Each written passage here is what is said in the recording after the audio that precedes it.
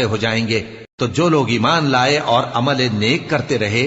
وہ بہشت کے باغ میں خوشحال ہوں گے، اور جنہوں نے کفر کیا اور ہماری آیتوں اور آخرت کی پیشی کو جھٹلایا وہ عذاب میں گرفتار کر کے لائے جائیں گے۔ تو جس وقت شام ہو اور جس وقت صبح ہو اللہ کی تسبیح کرو، یعنی نماز پڑھو،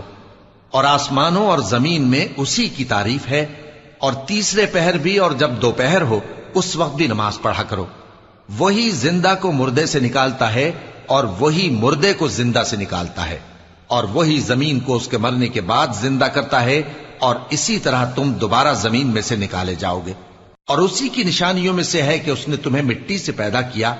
پھر اب تم انسان ہو کر جا بجا پھیل رہے ہو، اور اسی کی نشانیوں میں سے ہے کہ اس نے تمہارے لیے تمہاری ہی جنس کی عورتیں پیدا کی تاکہ ان کی طرف مائل ہو کر آرام حاصل کرو، اور تم میں محبت اور مہربانی پیدا کر دی۔